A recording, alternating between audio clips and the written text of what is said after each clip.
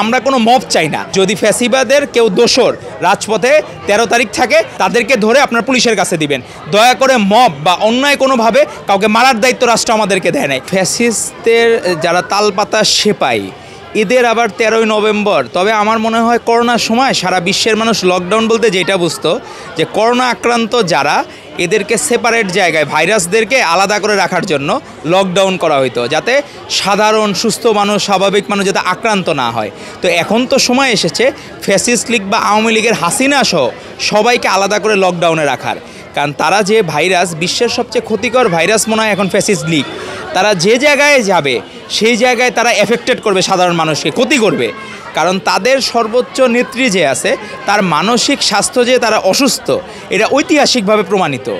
আর শেখ মুজিবের জিন যার মধ্যে আছে, এই আপনি চিন্তা করেন ৭৪-এর যে দুর্ভিক্ষ হইল, আমরা এখন অনেক তথ্য জানতে পারতেছি। মহিউদ্দিন আহমেদ ৭৪-এর দুর্ভিক্ষ নিয়ে যে বই লিখেছিলেন সেই বইয়ের সাইজ ছিল হইল অর্ধেক। এখন সেখানে অনেক তথ্য উনি দিতে পারেন নাই, কিন্তু এখন দেখলাম এই বইয়ের মধ্যে অজস্র উদাহরণ আছে। সেই সময় গণকণ্ঠ পত্রিকা মানুষের মধ্যে কি হাহাকার খাবারের জন্য। এমনও আছে আমাদের মা বোনেরা নিজেদের সম্ভ্রম বাঁচানোর জন্য জাল দিয়ে নেট দিয়ে তারা সেটি ঢেকে রাখতো। বাচ্চারা পড়ে থাকতো, বাচ্চা যারা হইতো ডেলিভারি হওয়ার পরে ফেলে রাস্তায় ফেলে যাইতো। সে মানে এই দৃশ্য আসলে কল্পনা করার মতো না, এখন আমরা ইতিহাস জানতে পারছি। আর হাসিনার আমলে সেটি তো আমরা চাক্ষুষ প্রমাণ, মানুষকে গুম করা, হত্যা করা। টানা তৃতীয়বার অর্জন করেছে দেশের সেরা সুপার ব্র্যান্ড স্বীকৃতি বসুন্ধরা টিস্যু। এই বড় বড় স্ট্রাকচার যারা করে ঐতিহাসিকভাবে, যারা বড় বড় ছিল মানে আপনার ওই ফ্যাসিস্ট আচরণ যাদের মধ্যে ছিল, স্বৈরাচার যারা ছিল, এরা কিন্তু তাদের দেশে বড় বড় স্ট্রাকচার করে মানুষকে দেখানোর জন্য, কিন্তু তারা কিন্তু গুণগত লাইফস্টাইলে কখনো পরিবর্তন করে না। হাসিনাও সেই রাস্তা ধরেছিল। তার নেতাকর্মীদের পকেট ভারী হয়েছে, কিন্তু জনগণের কপাল ভারী হয় নাই, জনগণের কপাল খুলে নাই। প্রত্যেকেই কি হচ্ছে কি ক্রয় সীমার নিচে অবস্থান করত।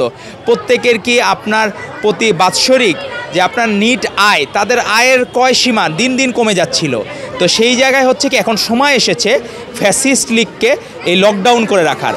করোনাকে আমরা যেভাবে লকডাউনের মধ্যে রেখে বাকিদেরকে নিরাপদ রাখলাম, এখন বাংলাদেশের মানুষকে নিরাপদ রাখার জন্য এখন ফ্যাসিস্ট লীগের তাদের দোসরদেরকে, যুবলীগ, ছাত্রলীগ, নিষিদ্ধ যারা, তাদের প্রত্যেককে লকডাউনের আওতায় রাখতে হবে। ভারতের পণ্য বয়কট করার জন্য দেখা গেছে যে যখন ভারত আগ্রাসী মনোভাবের কারণে আমরা তখন তাদের পণ্য বয়কট করতে বাধ্য। রুহুল কবির রিজভী আহমেদ তার চাদর ছুঁড়ে ফেলে দিলেন, সেই দিনও তো আমরা আপোষ করিনি হাসিনা রক্তচোখ উপেক্ষা করে।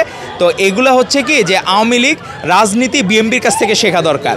তারা অতীতে যে ভুলগুলো করেছে, আমরা চাইলে তো 96 সালে আমাদের আপসহীন দেশনেত্রী চাইলে ক্ষমতায় থাকতে পারতেন, কিন্তু উনি তো ক্ষমতায় থাকেন নাই, ক্ষমতার মোহ তাকে টানেন নাই।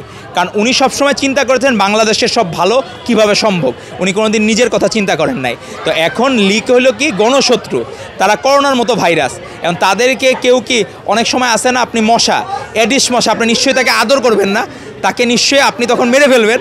তো বিষয়টা হচ্ছে কি আমরা কোনো মব চাই না, আমরা চাই যদি ফ্যাসিবাদের কেউ দোসর রাজপথে 13 তারিখ থাকে, আমরা সকলকে অনুরোধ করবো আমাদের নেতাকর্মীকে তাদেরকে ধরে আপনার পুলিশের কাছে দিবেন। দয়া করে মব বা অন্যায় কোনোভাবে কাউকে মারার দায়িত্ব রাষ্ট্র আমাদেরকে দেয় নাই।